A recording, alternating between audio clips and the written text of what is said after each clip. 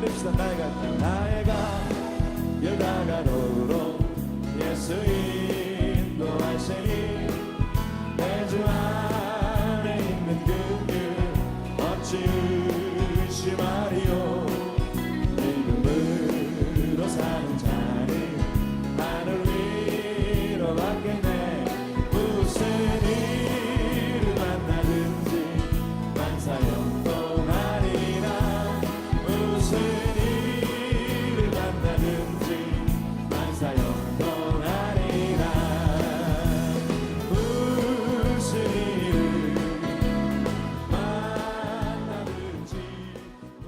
그런 생각을 했습니다. 근데 제가 지난해 12월로 공식적인 목사로서의 교회라든지 또 학교 강의라든지 이런 것들을 다 그만두는 게 아니라 은퇴하는 시간을 가지면서 한동안 제가 내가 앞으로의 삶을 어떻게 할 건가 하는 그런 고민을 많이 하게 됐죠. 그러니까 성서를 읽다가 어느 날 딱 들어온 말씀 한마디가 어저께 우리 추 목사님이 잘 풀어주신 디모데후서 4장 7절에 있는 말씀인데, 나는 선한 싸움 다 싸우고 달려갈 길 마치고 믿음을 지켰습니다. 이 한마디가 저를 탁 사로잡았어요. 어떻게 이렇게 말씀을 하시고 자기 삶을 마감하시는 사람이라고 하면 어떤 사람일까? 나는 정말 내가 내 생을 마감할 때 나는 선한 싸움을 다 싸우고 달려갈 길을 마치고 믿음을 지켰다고 하는 고백을 할 수 있을까? 평생을 기독교인이라고 그리스도인이라고 자부하며 살았는데, 그렇죠? 자부하며 살았는데 어떻게 이걸 할 수 있을까? 그런 고민을 해보니까 삶의 3분의 2는 다들 지나오셨어요. 어저께 제일 젊은 18살을 제외하고는 3분의 2는 다 지나오셨어요. 이젠 안경이 없으면 글자 하나도 제대로 못 보고, 그리고 어떤 때는 누가 말을 해도 뭐라고? 이렇게 물어봐야 되고, 딸하고 텔레비 보다가 쟤 뭐라 그러니 저도 딸한테 물어봐요. 엄마 좀 이따 얘기해드릴게, 좀 기다리세요. 이렇게 그렇게 얘기하는 거를 처음에는 삐졌는데 지금 나중에 생각하니까 삐질 게 아니지. 저도 그 다음 줄거리를 알아 얘기해 줄 수 있으니까 조금 기다리세요 하는데 시주까지도 안 알려주고, 이게 우리들의 살아가는 것인데, 이 강의를 하도록 나의 갈 길을 다 가도록 잡고 또 한 번 여러분들한테 고백을 하는 것은, 제 강의에 기대하지 마세요. 저는 사실 제 이야기를 하는 거 한다고 하겠지만 사실은 나의 갈 길 다 가도록. 그러면 거기 주가 되는 이야기가 나라고 하는 중심이니까 여러분 다 각자가 나예요. 제 이야기가 아니라 여러분이 그 길에 지금 이야기의 중심에 서 있어 나를 붙잡으셔야 되는 것이고, 그다음에 여러분이 걸어온 길, 나의 갈 길이라고 하는 것은 제가 여러분들의 삶을 대신해 줄 수 없죠. 제가 어느 날 딱 게을러 빠져가지고 들어오면서 이빨 닦으러 가기 싫어, 이빨 닦으러 가기 싫어 그러고 누워있으니까 우리 딸이 엄마 내가 대신해 줄까? 그러더라고요. 그럴 수만 있다면 얼마나 좋으냐 하고 일어나서 이게 강림, 하나님 오셨나 보다. 강림이니까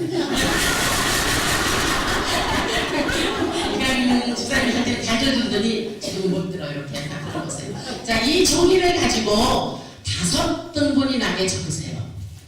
4칸이 아니라 5칸을 만드시는 거예요. 5칸. 제정문으로 합니다. 당신은 누구십니까? 단답형.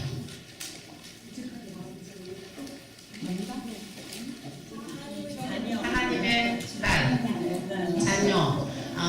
그 다음에 아까 누가 뭐라고 그랬는데? 멍청이.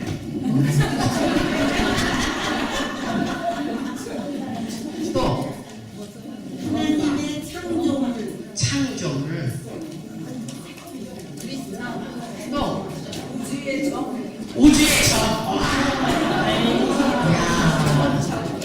우주의 정. 또 나는 나. 오케이. 나. 또 여자. 예. 또 아내. 또 엄마. 네, 엄마. 또 할머니. 또 시어머니. 또 직장인. 네, 일하는 사람 직장인. 또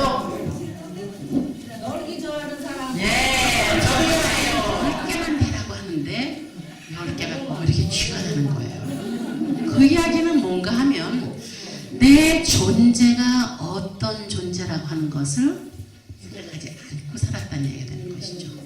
그냥 살았어요, 사실. 그냥. 그런데 그 그냥 살았다고 하는 것 속에 보면 우리가 내가 바꿀 수 없는 것들이 많이 있어요. 예를 들면 딸, 엄마, 자녀, 뭐 여자, 아내, 시어머니, 할머니, 뭐 이런 것들은 사실은 내가 바꿀 수 있는 게 아니에요. 내가 그냥 남들이 만든 것도 있지만 내가 여자로 태어났기 때문에 받은 것이에요. 저는 딸밖에 없어 시어머니가 못 돼봐서 좀 섭섭하긴 하지만 못된 시어머니를 좀 해볼까 했는데 안 돼서 섭섭하긴 하지만 어쨌건 간에 이런 것들은 이미 내가 태어날 적에 가지고 있는 생득적인 지위예요. 이건 내가 바꾸고 싶어도 바꿀 수 없어요. 근데 그 이외의 것들은 사실은 획득하는 거예요. 내가 10번째 쓰시는 거예요. 하나님. 하나님은 어떤 분이다? 10칸에다가 10개. 10칸에다. 제가 일일이 안 물어봐도 여러분들이 스스로 10개 한번 써보세요. 하나님은 내게 어떤 존재이십니까? 또 당신이 이렇게 하세요. 하나님, 당신은 내게 어떤 존재이십니까? 스스로에게 하나님에 대해서 묻는 질문일 수도 있어요. 당신이 누구시길래 오늘의 내가 이 자리에 독일 이 먼 땅까지 와서 여기에 앉아있는 건지 그거를 질문하는 것이거든요. 사실은 하나님 당신이 누구시길래 오늘 내가 이 자리에 하는 것을 10가지 한번 써보시라고 하는 거죠. 하나님의 존재하기도 하고 아버지로서 내 삶의 모든 것을 주관하시는 분으로서의 것을 우리가 받기도 하고 아무것도 할 수가 없는데 속말 하나님 나 정말 어떻게 해요? 정말 이러면 어떡하죠 하나님? 이렇게 할 수 있는 걸 들어주시는 분이시기도 하고 정말로 내가 가지고 있는 것들을 다 더불어 살 수 있게 하시는 그런 분이다 라고 하는 것이죠. 실질적으로 하나님께서 하시는 대답 중에 당신은 누구십니까? 물었더니 모세가 물었더니 뭐라고 하셨어요? 나는 나다. 어떡하죠? 나는 나다 그러는데 그런데 그 나는 조상들의 하나님 아브라함과 이삭과 야곱의 하나님이라고 하는 이야기를 하죠. 실제로 성서는 어느 날 하룻밤에 천사에게 막 불러서 한꺼번에 쫙 쓰게 한 책이 아니라고 하는 건 이미 알고 계실 거예요. 쓰여지는 기간이 적어도 2000년 이상이 걸린 3000년이 걸린 책이에요. 그래서 그 안에 있는 많은 이야기들 속에서 하나님이 나는 나다라고 하는 이야기를 하시면서 그것에서 보여지는 하나님의 모습을 당신이 직접 나는 이런 존재다라고 표현한 것도 있고 또 한편 표현으로는 백성들이 하나님을 보면서 하나님은 이런 분이십니다라고 신앙 고백을 한 2가지 면의 이름들이 있어요. 우리가 그 기독교라고 하는 것이 무엇으로 출발했는가 하면 사실은 이스라엘 백성을 애굽에서 구출해내는 그것부터가 시작이라고 생각을 합니다. 그래서 모세를 통해서 하나님께서 이스라엘 백성을 끌어내시는데 그 전에 창세기 이야기에서 실제로 우리와 더불어 함께 우리를 창조하시는 분의 이야기가 들어있어요. 여러분들이 가지신 성경책에 창세기 1장과 2장을 펴보세요.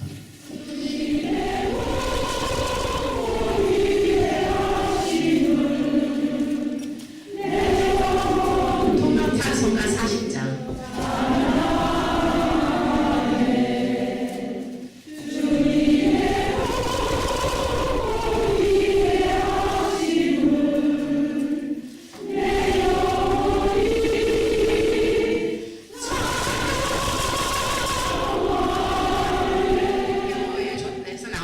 여성으로서 오래 살아왔거든요. 근데 사실 보면 우리가 하나님의 형상대로 남자와 여자를 지어내시고 하는 말씀 속에 우리도 하나님의 형상을 닮은 굉장한 존재로서의 자부심들을 가질 필요가 있어요. 제가 학생들하고 한신대에서 학생들하고 가르치면서 여러 가지를 해보면 얼마나 갈빗대라고 하는 것이 중요한지 여자들도 갈빗대에서 나왔다고 하는 것을 가지고 있어요. 좋아요. 남자들은 흙으로 빚었으니까 토지지만 여자들은 그 뼈로 나왔으니까 본체가 나요. 이렇게 웃음에 이런 수가 있는데 본체이냐냐 지능이냐가 중요한 게 아니라 정말 우리가 여성들이 하나님의 형상대로 지음받은 존귀한 존재예요. 존귀한 존재. 그러니까 꼭 존귀한 존재. 존귀한 존재라고 하는 인식이 되면 어려워지고 하는 것들 여러분 느끼시는 것처럼 실제로 그 애굽 땅에 가서 살던 그 이스라엘 백성들이 숫자가 점점 늘어나면서 이집트 백성들이 왕들이 겁을 느끼기 시작한 거예요. 저렇게 많이 났다고 우리를 쳐들어오면 어떡하지? 저렇게 많이 생겨갖고 우리 힘을 길러서 우리를 없애면 어떡하지? 이런 걱정이 생기면서 사실은 그들을 강제노동으로 억압하죠. 바로가 곡식을 저장하는 그 성읍을 만들고 비돔과 바람셋이라고 하는 그런 그 성읍을 만들고 큰 창고를 짓는 일에 그 사람들을 동원하고 그리고 그렇게 해도 사람들이 줄지 않으니까 나중에는 남자는 죽이고 여자는 살려라 그런 얘기를 시브라 부하라고 하는 히브리 산파들에게 합니다. 근데 이 히브리 산파들이 시브라 부하라고 하는 산파들이 지혜가 좋았든지 하나님이 두려워서 아기를 못 죽인 거예요. 그리고 이제 왕이 왜 애들 남자애들 안 죽였느냐 물어보니까 히브리 여자들은 이집트 여자들과 달라서 가기도 전에 애들 낳아버립니다. 건강해서 가기도 전에 낳아버리니 낳을 때 죽이라는 말을 우리가 어떻게 감당하겠습니까? 하고 하죠. 그러니까 나중에는 왕이 화가 나니까 그 다 남자애들은 강에다 버리라고 하는 이야기를 해요. 근데 그 시절에 그 레위 가정의 한 사람이 아기를 낳았는데 애가 너무너무 잘생겼어. 뭐 내 아들이니까 너무 잘생겼겠지 뻔하죠. 우리 둘째 딸이 제가 손주가 딱 하나인데 둘째 딸이 난 아들내미가 있는데 그게 너무 이뻐서 아이고 귀여운 놈 하고 살아요. 그래서 야 우리 네 아들이 이뻐도 할머니 앞에서 엄마 앞에서 아이고 귀여운 놈 왜 하냐. 엄마도 옛날에 날 그렇게 키우지 않았겠어요. 그러니까 아이고 귀여운 놈 그랬는데 실제로 자기 자식이 얼마나 예뻤겠어요. 그 죽이지 못해서 석 달을 숨겨 기르다가 나중에 울음소리가 터지니까 뭐 어떻게 더 할 수 없어서 강에다 버리라는 명령에 강에다 버린 건 맞아요. 그렇죠? 그런데 바구니에다가 엽전과 물을 넣어서 어디 가서 돈 없다 소리를 별로 못해보고 사니까 제가 풍사집 딸인 줄 알고요. 우리 남편이 목회하던 부른산교회 갔더니 그 교인들이 권사님들이 저한테 보시더니 사모님 유산 얼마큼 받았어요? 물어보시더라고요. 그래서 뭔 유산이요? 그랬더니 사모님 부자라면요. 집 부자라면서 얼마나 좋은 사람을 만나면서 제가 웃으면서 많이 받았죠. 평생 먹을 거 받았죠. 그게 돈으로 치면 얼마니 해서 돈으로 못 쳐요. 왜냐하면 우리 부모님들이 자식 7을 딸을 5대 아들들은 자식 7을 평생 먹고 살 수 있게 공부를 다 가르치셨으니까 재산은 하나도 없었어요. 우리 엄마 아버지 돌아가신 적에 재산은 하나도 없었는데 다 퍼부어주시고 가셨으니까 제가 받은 게 많죠. 에이 그 집 말 돈 많다고 소문났는데 정말로 하나님 제 생각에는 우리 부모님들이 저 평생 먹을 게 주고 가신 거잖아요. 공부 가르쳐주셔서 일할 수 있고 평생 하나님이 평생 주시고 어쨌든 먹이시는 분이라고 하는 것은 정말로 저는 굉장한 제 신앙 고백 속에 들어있어요. 그 다음에 6번째가 하나님은 여호와 라파라고 얘기하는 우리가 얘기했었는데 출애굽기 20장 1절 17절 말씀 속에 보면은 내가 만난 하나님은 어떤 하나님입니까? 아까 10개 쓴 이야기 속에서 자기 찾을 수도 있고 아니면 오늘 지금 계속 듣는 이야기 통해서 내가 만난 하나님은 어떤 하나님인가 라고 하는 것을 다시 한번 정리해 보세요. 저를 쳐다보지 마시고 자기 문제가 아니라 자기의 생각을 김희선 집사님 계속 무리한다며 어딜 좀 가보려고 다른 데를 빼려고 하면 얼른 쫓아오셔서 발길을 저를 거기다 몰아넣으셔요. 제가 목사가 되고 싶었던 사람도 아니고 목사 좋게 말하면 사모 나쁘게 말하면 마누라 되고 싶었던 사람도 아니에요. 그런데 내가 아니야 거긴 아니에요 하려고 하면 아니 바로 거기 하고 딱 거기다가 바로 쳐넣으셔요 저를. 제가 만난 하나님은 발길질하시는 하나님입니다.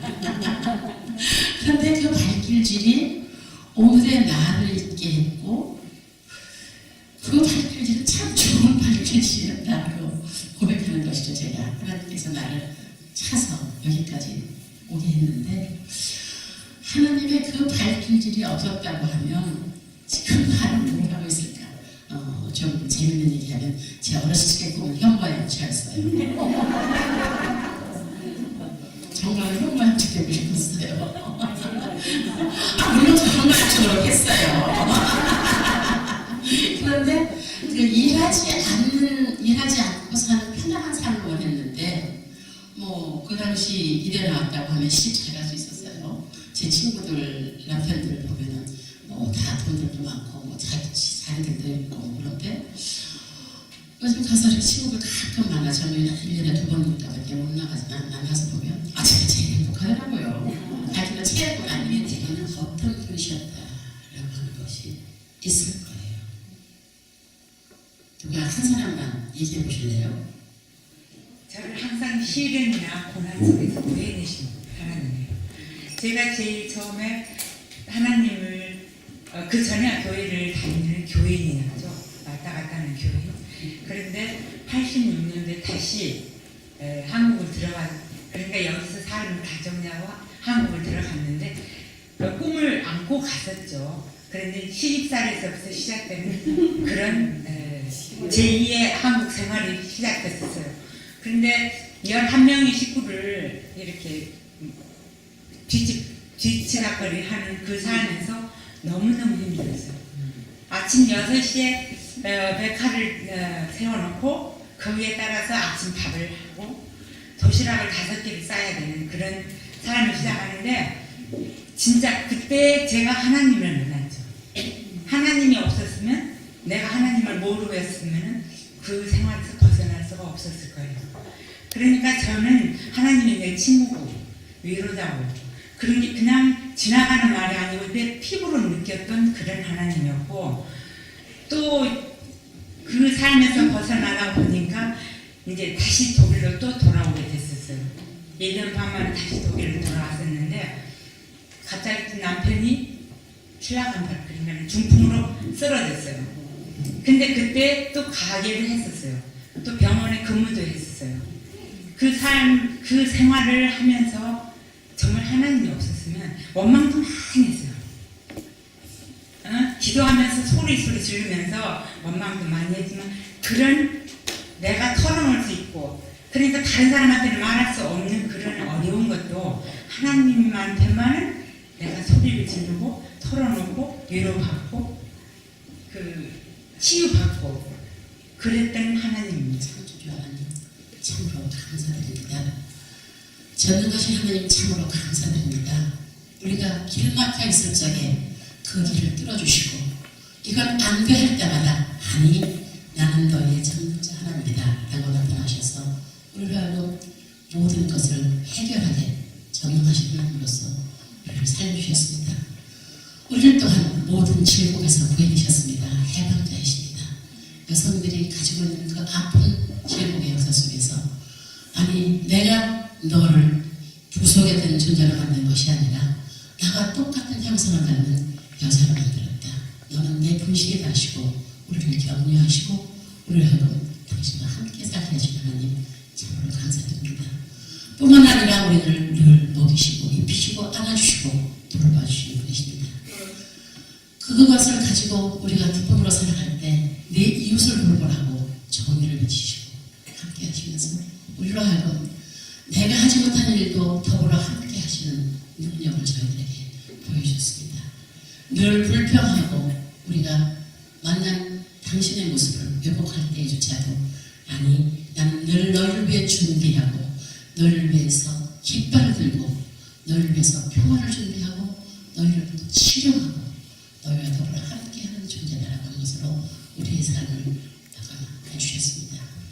그래서 여기까지 왔습니다. 하나님 우리가 예전에 온 곳은 내가 살아온 것이 아니라 당신 덕분에 살았습니다. 나는 나다라고 외치셨던 그 당신의 여러 가지 모습 속에서 우리는 우리 삶을 돌아보고 있습니다. 하나님 우리와 함께 해주셔서 참으로 감사합니다. 하나님 우리가 진정으로 당신께 찬양과 영광을 드립니다. 언제나 우리와 함께하여 주시옵소서. 이 순간 받들어 간절히 기도하겠습니다.